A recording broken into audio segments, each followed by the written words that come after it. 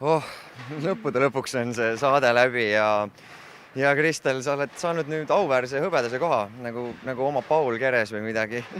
Et mis tunne on?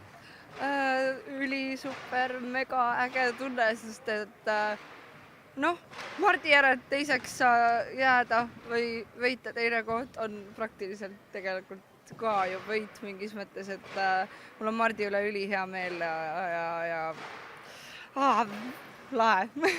No, rahvas teab sind rohkem näitlejana, aga tegelikult teatakse sind ka kui päris mitme bändi liikmena, eks siis ka oled laulumaailmas tegev.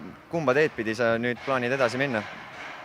Ma loodan, et ma saan natukene üht teed kõndida, natukene teist teed kõndida, et elus on õnneks selline variant, et ei pea ainult ühte asja valima ja mõnikord saab ka kahte asja teha ja ma teeks seda. Kes oli sel hooajal sinu lemmikkarakter, keda sa ise siis näitlesid või kehastasid? See on hea küsimus, tegelikult kõik mulle väga meeldisid, aga ma arvan, et võib-olla loo pärast Adele oli üks mu lemmikuid ja Ella on üks äge karakter ja mul oli hea meel, et ma sain teda teha ja tunda ennast ka korra niisuguse naisena. Täna on siin loovitud palju selliseid spekulatsioone õhku, et kes võiks järgmisel hooajal üles astuda ja siin paroodiaid teha. Kes sinu eelistus oleks, keda sa sooviksid järgmisel aastal siin saates näha? Ma olen isegi mõelnud selle peale, aga mul praegu lihtsalt ei tule ühtegi nime meelde.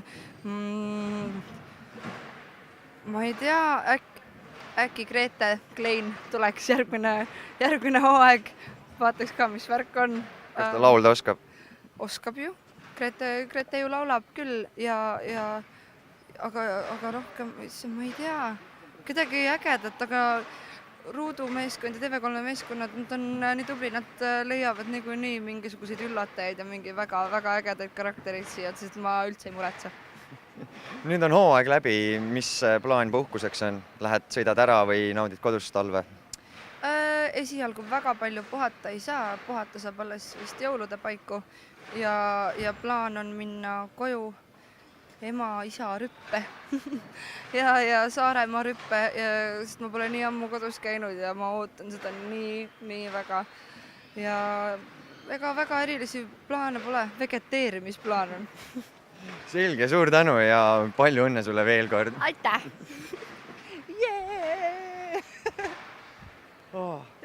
Tehtud!